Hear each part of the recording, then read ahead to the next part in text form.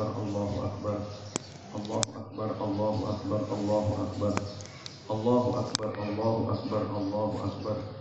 Kabira walhamdulillahi katsira wa subhanallahi bukratan wa asila. Alhamdulillah. Alhamdulillahilladzi ja'ala al-'ida ya'udu fi kulli sanatin wa yatakarrar. Ashhadu an la ilaha illallahul wahidul qahhar wa ashhadu anna Muhammadan 'abduhu wa rasuluhul mustafal mukhtar. Allahumma shalli ala nuril anwar wa sirril asrar wa tiryaqil aghyar wa miftahi babil jasad sayyidina wa maulana Muhammadin al-mukhtar wa ala alihi wa ashabihi adada ni'amillahi wa ifdalihi.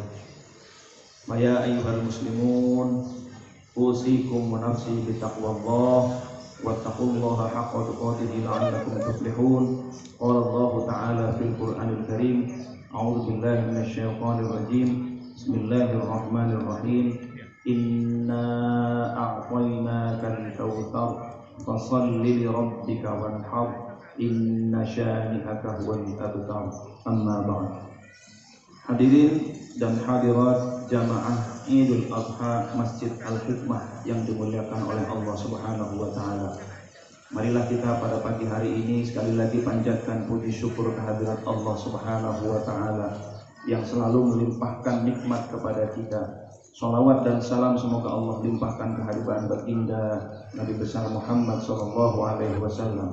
Selanjutnya saya selaku khatib Idul Adha berwasiat khususnya kepada diri saya pribadi dan hadirin serta hadirat sidang Idul Adha yang dimuliakan oleh Allah Subhanahu wa taala.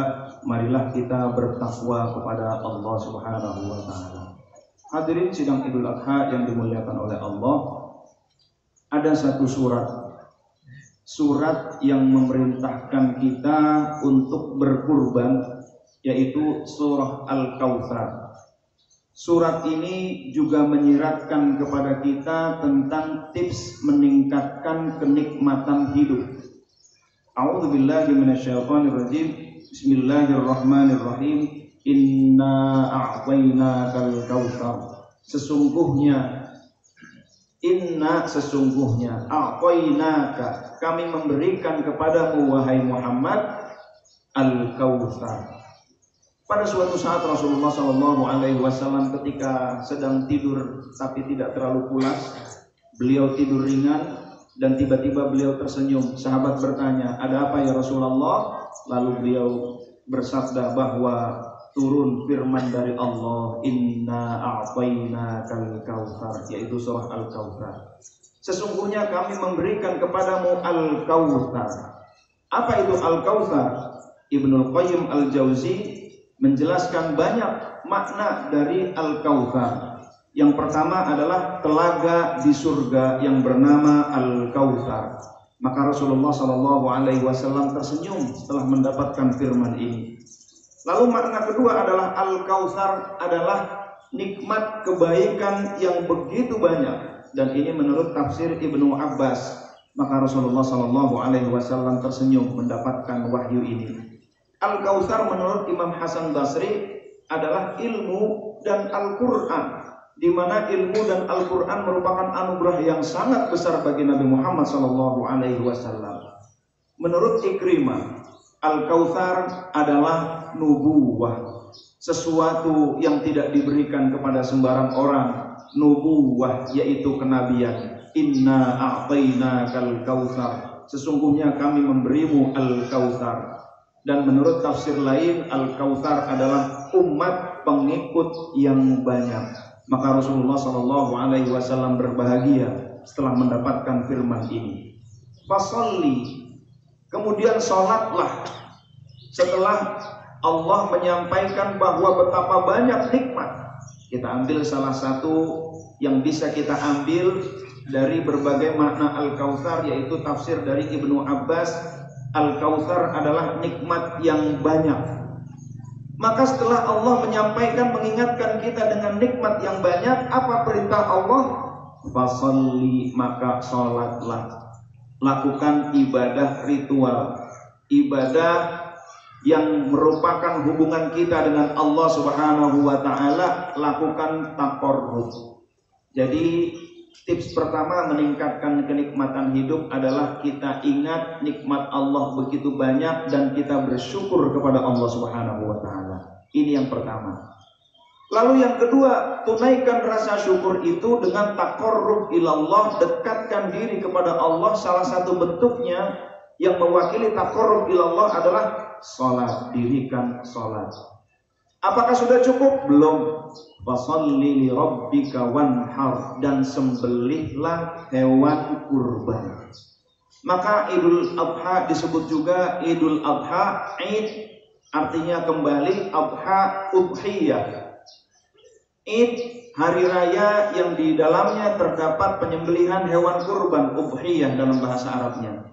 Disebut juga dengan Idul Kurban karena kita berkurban di situ, taqarrub ilallah, dan disebut juga dengan Idul Akbar, Id yang besar. Berarti ada Id yang lebih besar, ada Id yang lebih kecil.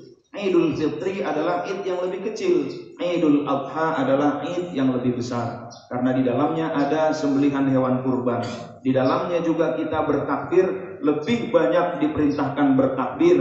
Kalau dalam Idul Fitri, sampai sebelum Idul Fitri kita disunnahkan. Di dalam Idul Adha, setelah sholat Idul Adha sampai hari tasyrik terus disunnahkan untuk bertakbir. Allahu Akbar, Allahu Akbar, Allahu Akbar, walillahil hamd.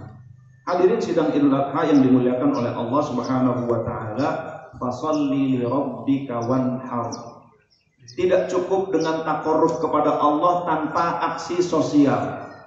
Saleh individual kurang berarti tanpa saleh sosial. Maka kita buktikan kesolehan sosial itu dengan berkurban, memberikan sebagian harta kita kepada orang-orang lain. Hadirin dan hadirat sidang Idul Adha yang dimuliakan oleh Allah Subhanahu wa taala, inna syani'aka huwal abtar. Sesungguhnya orang yang mencelakmu, huwal abtar, dialah yang terputus. Orang-orang kafir Quraisy mengatakan bahwa keturunan Nabi Muhammad SAW terputus karena Rasul tidak memiliki anak laki. Dijawab oleh Allah, inna syani'aka huwal abtar. Sesungguhnya orang yang menghinamu itulah yang terputus dari kebaikan. Di dunia katakanlah mereka mendapatkan kemuliaan, katakanlah di dunia mereka mendapatkan kemegahan, tetapi setelah mereka meninggal putuslah kemuliaan buat mereka. Hadirin dan hadirat yang dimuliakan oleh Allah Subhanahu wa taala, maka kita tidak terlalu pedulikan orang-orang yang mengejek kita.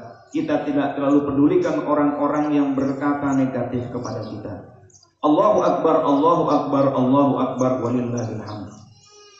Di dalam ayat pertama, inna a'tainakal kautsar, Allah mengingatkan sekali lagi kepada kita, manusia, betapa banyak nikmat yang aku berikan kepada kalian.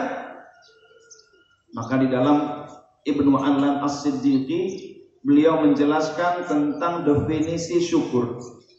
Beliau berkata bahwa syukur adalah al-i'tirafu bin ni'mah wal qiyamu bil khidmah. Al-i'tirafu bin ni'mah, yang pertama mengakui nikmat itu dari Allah.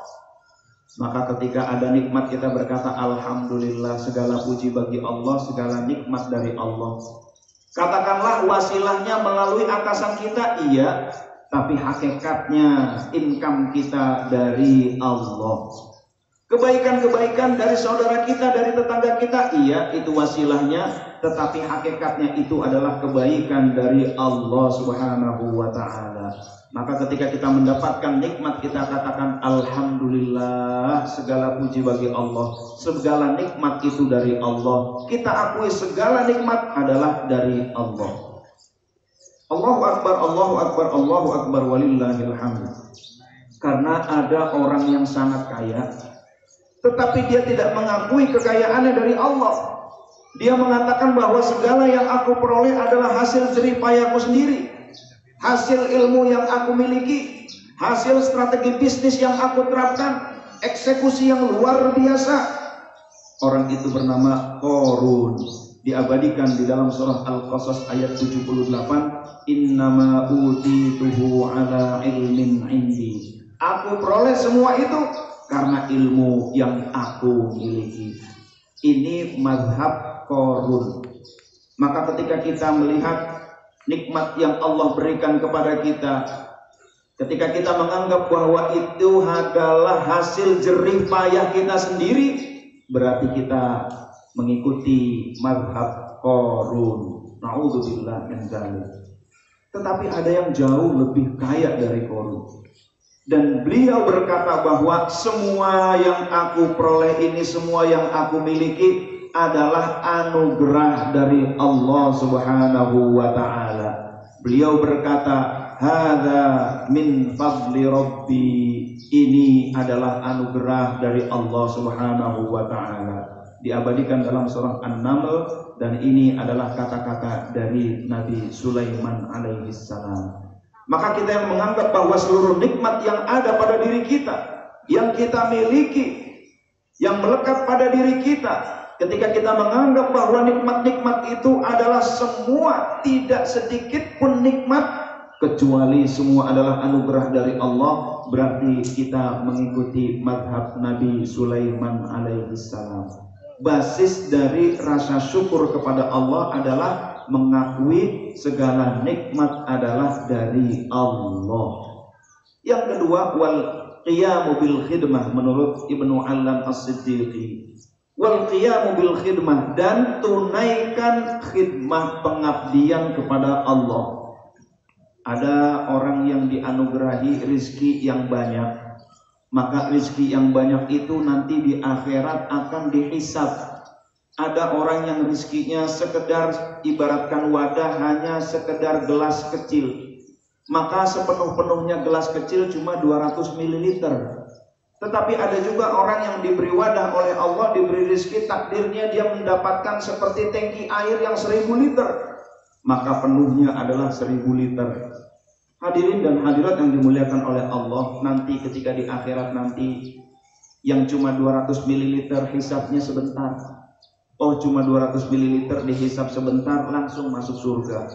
Tetapi yang 1000 liter maka dia hisabnya agak lama, kecuali ketika dia sudah bisa menunaikan amanah dari Allah Subhanahu wa ta'ala, liter demi liter yang dimintai pertanggungjawabannya oleh Allah, ternyata dia bisa tunaikan sesuai dengan amanah yang Allah titipkan kepadanya. Inna a'tainakal kautsar, sesungguhnya kami memberimu nikmat yang banyak. Yang banyak punya tugas. Maka yang Allah berikan kelebihan harta, ada tugas di balik kelebihan harta. Mengabdilah kepada Allah dengan kelebihan harta itu. Ada yang Allah angkat derajatnya dengan jabatan yang lebih tinggi, maka ada tugas di balik jabatan yang lebih tinggi. Berkhidmahlah kepada Allah dengan jabatan yang tinggi itu. Ada yang Allah berikan ilmu yang banyak, maka dia harus berkhidmah dengan ilmu yang banyak. Hadirin dan hadirat yang dimuliakan oleh Allah, wal qiyamu bil khidmah. Yang kedua, syukur itu yang pertama adalah mengakui segala nikmat dari Allah. Yang kedua, tunaikan nikmat itu untuk mengabdi kepada Allah Subhanahu wa ta'ala. Allahu akbar, Allahu akbar, Allahu akbar, walillahil hamd.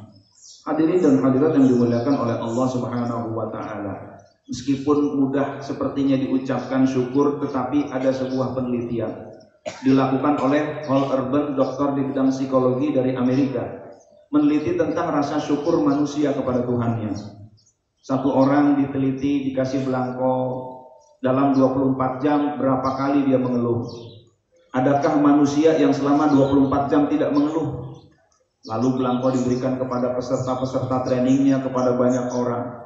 Singkatnya, dari 7.000 orang yang diriset, cuma 1 orang yang selama 24 jam tidak memiliki keluhan sama sekali. Semakin banyak mengeluh, semakin tipis rasa syukur kepada Allah Subhanahu wa ta'ala. Semakin dikit keluhan kita, berarti semakin bersyukur kepada Allah Subhanahu wa ta'ala. Ukurannya adalah berapa banyak keluhan. Hadirin dan hadirat yang dimuliakan oleh Allah Subhanahu wa ta'ala, riset dilanjutkan sampai 23 tahun. Dan ternyata setelah 23 tahun, berapa banyak orang yang selama 24 jam tidak mengeluh? baru 4 orang. Artinya sangat sedikit sekali orang yang pandai bersyukur. Kalau dalam bahasa Arab, orang yang pandai bersyukur itu bahasa Arabnya syakur. Syakir artinya orang yang bersyukur. Orang yang pandai bersyukur dengan sighat mubalaghah, yaitu menggunakan kata-kata syakur. Dan di dalam surat Saba ayat 13 Allah berfirman, wa qalilum min ibadiyas syakur, sedikit dari hambaku yang pandai bersyukur. Sebelum Hal Arban melakukan penelitian 14 abad sebelumnya sudah ada firman Allah, sedikit dari hambaku yang pandai bersyukur. Dalam bentuk lain, qalilan ma tashkurun, qalilan ma yashkurun. Dalam surat Al-A'raf ayat 10, Al-Mu'minun 78, As-Sajadah ayat 9, Al-Mulk ayat 23. Semua mengungkapkan bahwa orang yang bersyukur itu, pandai bersyukur itu jumlahnya sedikit. Allahu Akbar, Allahu Akbar, Allahu Akbar, walillahil hamd. Sedangkan syukur adalah kunci kenikmatan hidup. Di dalam surah Ibrahim ayat 7 Allah berfirman, wa idh ta'azzana rabbukum la in syakartum la azidannakum wa la in kafartum inna 'adzabi lasyadid. Wa idh ta'azzana rabbukum, dan ketika Tuhanmu mengumumkan la in syakartum, sungguh jika kalian bersyukur, la azidannakum, pasti aku tambahkan nikmat kepada kalian. Maka ketika kita ingin memperoleh tambahan nikmat, banyak-banyak bersyukur kepada Allah Subhanahu wa taala. Wala in kafartum, namun jika kalian kufur nikmat, inna adzabi lasyadid, sesungguhnya azabku pedih. Hadirin dan hadirat yang dimuliakan oleh Allah, enggak usah jauh-jauh. Apapun yang ada di hadapan kita, kenikmatannya tergantung rasa syukur kita. Maka syukur adalah kunci kenikmatan hidup. Tidak usah jauh-jauh kita makan nasi uduk, katakanlah begitu. Lauknya hanya telur disuwir-suwir. Lalu ada 2 orang makan di warung nasi uduk yang sama. Orang pertama berkata, lagi-lagi nasi uduk cuman pakai telur. Lagi-lagi nasi uduk cuman pakai telur. Kapan dong nasi uduk pakai ayam, pakai semur jengkol, pakai rendang dan lain-lain. Orang kedua berkata, di warung yang sama, di jam yang sama. Dia berkata, alhamdulillah, pagi-pagi lagi lapar-lapar, habis olahraga kecil, di hadapan saya ada nasi uduk. Nggak usah pakai lauk, nasinya saja sudah wangi. Apalagi ada bawang goreng, lalu ada sambal kacang, ada daun kemangi. Nikmat banget nih nasi uduk. Hadirin dan hadirat yang dimuliakan oleh Allah, nggak usah jauh-jauh nikmat yang besar-besar. Nikmat kecil yang ada di hadapan mata kita, kenikmatannya tergantung rasa syukur kita kepada Allah. Maka orang pertama makan nasi uduk itu berubah menjadi tidak nikmat. Padahal berasnya sama, yang masak sama, bumbunya sama, segala sesuatu serba sama, tapi rasanya beda, tergantung pada rasa syukur kita kepada Allah Subhanahu wa taala. Itu nasi uduk langsung terasa nggak enak bagi orang pertama, tetapi bagi orang kedua nasi uduk itu begitu nikmat. Itu baru nasi uduk. Bagaimana dengan kendaraan? Tanpa syukur kepada Allah, apapun menjadi penderitaan. Bagaimana dengan rumah kita? Begitu pula yang ada hanyalah penderitaan. Bagaimana dengan pasangan hidup kita? Ketika kita isinya mengeluh dan mengeluhkan pasangan hidup kita, maka pasangan hidup kita berubah menjadi penderitaan tersendiri. Maka kita cek. Kalau kita merasa ini pasangan hidup gak enak banget nih, jangan-jangan kita banyak mengeluh. Ini rumah gak enak banget, jangan-jangan kita banyak mengeluh. Ini kendaraan gak enak banget, jangan-jangan kita banyak mengeluh. Maka apapun yang Allah berikan kepada kita, ketika kita sikapi dengan keluhan, berubah menjadi penderitaan. Allahu Akbar, Allahu Akbar, Allahu Akbar, walillahil hamd. Tetapi bagi orang yang kedua, segala sesuatu disikapi dengan rasa syukur kepada Allah Subhanahu wa taala, maka segala sesuatu berubah menjadi kenikmatan tersendiri. Allahu Akbar, Allahu Akbar, Allahu Akbar, walillahil hamd. Maka kunci kenikmatan hidup yang pertama adalah bersyukur kepada Allah Subhanahu wa Ta'ala. Sebuah inspirasi dari perintah kurban yang ada di dalam surah Al-Kautsar. Lalu ketika kita tahu bahwa betapa pentingnya syukur bagi kenikmatan hidup kita tahu bahwa ketika kita menyikapi segala sesuatu dengan syukur, segalanya berubah menjadi nikmat.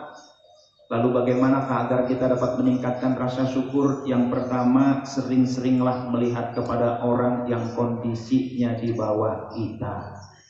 Bergaullah dengan para du'afa. Rasulullah SAW bersabda, "Abghunil du'afa fa innakum tunsaruna wa turzaquna bi du'afaikum." Cari aku di tengah-tengah para du'afa. Sesungguhnya kalian ditolong dan diberi rizki karena ada para du'afa di antara kalian. Pejabat tinggi kalau tidak dikelilingi dengan para du'afa, jabatannya mungkin tidak setinggi itu. Di rumahnya ada pembantu rumah tangga, ada tukang kebun, ada supir, ada security, dan lain sebagainya. Ada tetangga-tetangga yang siap mensupport dan lain-lain.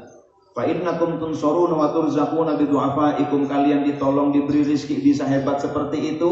Ini adalah kesuksesan kolektif. Oleh karena itu kita diperintahkan oleh Allah Subhanahu wa Ta'ala untuk menyembelih hewan kurban dan berbagi kepada sesama. Allahu Akbar, Allahu Akbar, Allahu Akbar, walillahil hamd. Maka ketika kita sering melihat kepada orang yang kondisinya di bawah kita menjadi lebih bersyukur. Ada teman saya, dia dulunya bergaulnya dengan pejabat-pejabat tinggi, orang-orang kaya, investor dan lain sebagainya. Lalu dia pensiun menjadi dewan kelurahan. Dia bergaul kepada orang-orang du'afa. Ada tukang gado-gado butuh modal berapa? 500.000, lalu dipinjamkan 500.000. Main kepada orang-orang kecil, lalu dia berkata, "Dulu saya mainnya sama orang-orang gede, tapi saya kufur nikmat. Sekarang saya banyak bergaul dengan para du'afa. Ternyata meskipun sudah pensiun, luar biasa, hidup saya jauh lebih nikmat bergaul dengan orang du'afa." Allahu Akbar, Allahu Akbar, Allahu Akbar, walillahil hamd. Suatu saat ada seorang pemuda sedang tersasar. Ketika tersasar, dia ingin bertanya alamat kepada sebuah tenda. Ketika dibuka tenda, ternyata yang didapati adalah seorang kakek tunanetra, tidak punya tangan, tidak punya rumah, kelihatannya miskin, tidak punya harta, dan sebatang kara, tidak punya keluarga. Lalu ketika dia mau bertanya tentang alamat, dia tidak jadi. Karena apa? Itu dia melihat ada seorang yang penderitaannya susah dicari, yang lebih sulit dari kakek itu. Siapa yang lebih menderita dari kakek itu? Kakek itu begitu menderita. Tetapi anehnya kakek itu selalu memikirkan, "Alhamdulillahilladzi faddalani ala katsirin mimman khalaqa tafdila." Kata kakek itu, alhamdulillah, segala puji Allah bagi Allah, alladzi faddalani, yang telah melebihkan aku, mimman khalaqa tafdila, daripada banyak orang dengan berbagai kelebihan.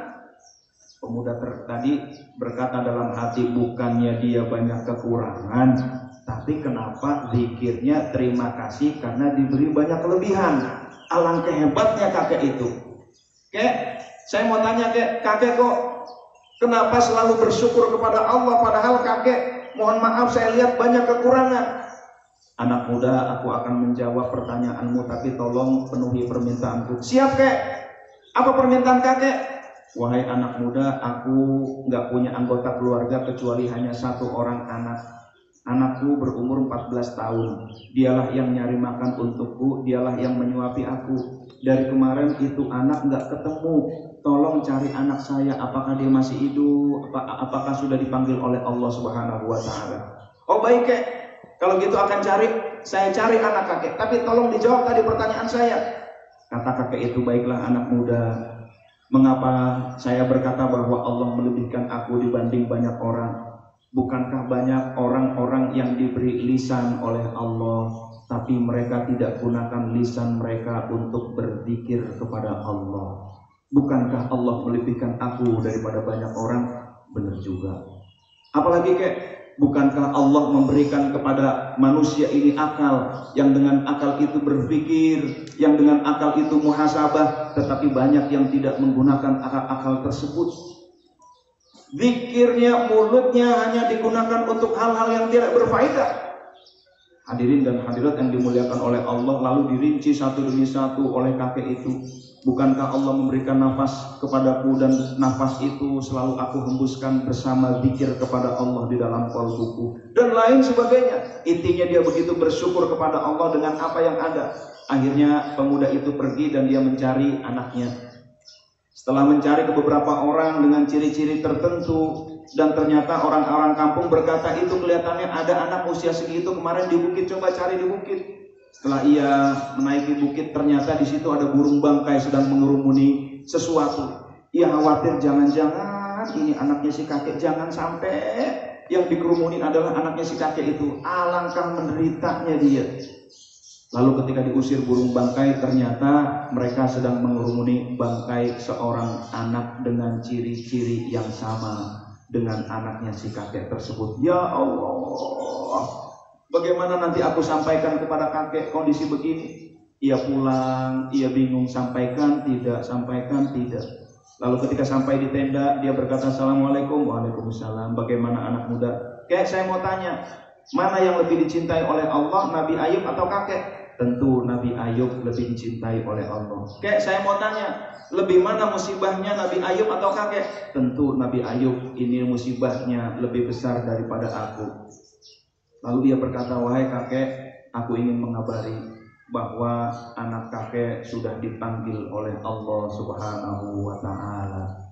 Lalu kakek itu berkata, la ilaha illallah, la ilaha illallah, la ilaha illallah.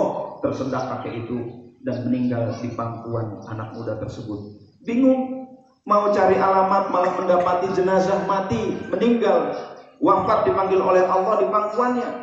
Maka ia segera mencari pertolongan. Didapatilah ada 3 pemuda yang berkuda. Dia berkata, wahai teman-temanku, sahabatku, maukah kalian pahala yang Allah kirimkan kepada kalian?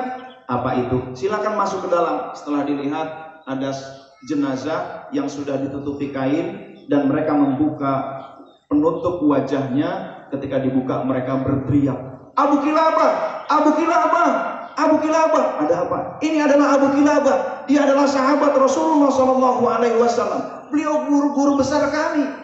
Beliau adalah sahabat yang masih hidup, dan semenjak wafatnya Abu Kilabah, maka beliaulah sahabat Rasulullah SAW yang terakhir yang ada di muka bumi. Allahu Akbar, Allahu Akbar, Allahu Akbar, walillahil hamd. Hadirin dan hadirat yang dimuliakan oleh Allah, siapa yang lebih menderita di antara kita daripada Abu Kilabah? Kita jauh lebih beruntung daripada Abu Kilabah. Tapi kadang-kadang kita isi hidup kita dengan keluhan-keluhan dan keluhan. Padahal luar biasa beruntungnya kita dibandingkan dengan Abu Kilabah. Tapi masih saja mengeluh. Keluhan itu menambah penderitaan dalam hidup kita. Abu Kilabah dengan berbagai kekurangan tetap bersyukur kepada Allah Subhanahu wa ta'ala. Dan kita dengan berbagai kelebihan kadang rajin mengeluh dan akhirnya menderita hidup kita. Allahu Akbar, Allahu Akbar, Allahu Akbar, walillahil hamd. Hadirin dan hadirat yang dimuliakan oleh Allah Subhanahu wa ta'ala. Tips yang pertama adalah sering-seringlah bergaul melihat kepada orang yang kondisinya di bawah kita. Yang kedua, agar kita bersyukur, ingatlah jasa orang lain. Suatu saat di zaman Sayyidina Umar bin Khattab, beliau kedatangan tamu. Assalamualaikum. Waalaikumsalam. Ketika dibuka, beberapa kali Assalamualaikum dan dibuka oleh Sayyidina Umar, ternyata tamunya pergi. Mas, sini mas, bukannya tadi mau silaturahim? Iya. Kenapa nggak jadi? Begini, wahai Amirul Mukminin, tadi aku mau silaturahim kepada engkau, aku ingin mengadukan sikap istriku yang buruk kepadaku. Istriku galak benar kepadaku. Aku ingin mengadukan sikap istriku yang buruk perangainya, yang galak kepadaku. Aku suka dimarahin. Aku mau mengadu kepada engkau, tapi engkau sendiri sedang dimarahin istri dan diam saja. engkau luar biasa perkasa. Siapa yang tidak takut kepada Sayyidina Umar? Tapi engkau dimarahin istri, engkau kok diam saja. Aku jadi pulang gak enak aku, wahai Amirul Mukminin. Kata Sayyidina Umar, begini aja wahai saudaraku, apapun sikap istrimu kepadamu, maafkanlah karena 5 hal. Pertama, makanan yang kamu makan dialah yang masak. Ini konteksnya adalah konteks saat itu, di zaman itu. Pakaian yang kamu gunakan dialah yang mencuci. Ketika kamu pergi dialah yang menjaga hartamu. Dan juga dialah orang yang menjagamu dari hal-hal yang diharamkan oleh Allah. Tidak ada yang bisa menjaga yang diharamkan oleh Allah, perzinahan, kecuali istrimu.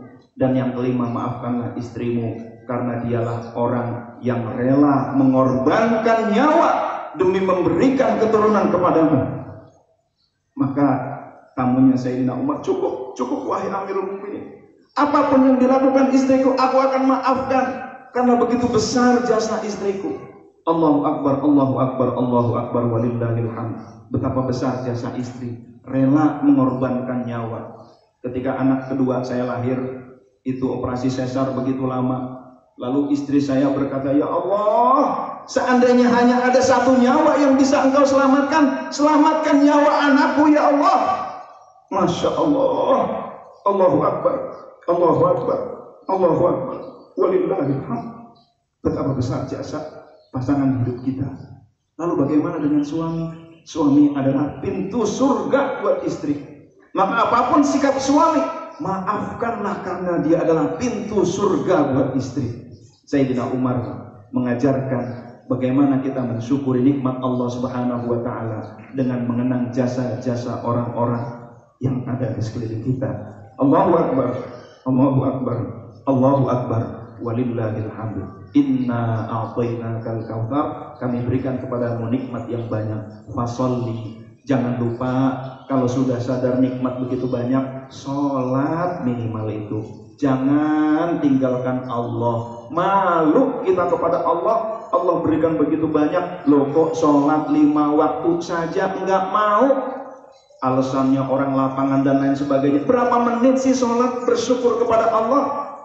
Dan sholat saja enggak cukup. Wanhar dan pedulilah sosial. Inna syani'aka huwal abtar. Sesungguhnya orang yang menghinamu dialah yang terputus.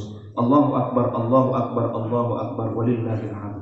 Semoga surah Al-Kautsar yang merupakan dasar atau ayat kunci dari perintah menyembelih hewan kurban ini memberikan inspirasi kepada kita agar kita banyak bersyukur kepada Allah Subhanahu wa taala, agar kita tetap taqarrub kurban, taqarrub kepada Allah. Apapun yang terjadi, tetaplah bersama Allah, tetaplah dirikan sholat minimal itu.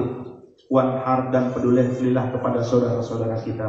Mudah-mudahan Allah memberikan kita kenikmatan hidup di dunia dan akhirat. Amin ya rabbal alamin. A'udzubillahi minasyaitonir rajim. Bismillahirrahmanirrahim. Wal 'asri innal insana lafi khusrin illa alladziina aamanu wa 'amilus shalihaati wa tawassaw bil haqqi wa tawassaw bis sabr. Barakallahu li wa lakum fil Qur'anil karim wa nafa'ani wa iyyakum bima fihi minal ayati wal dzikril hakim. Aqulu qawli hadza wa astaghfirullahal azim li wa lakum wa lisairil muslimina wal muslimat wal mu'minina wal mu'minat fastaghfiruhu innahu huwal ghafurur rahim.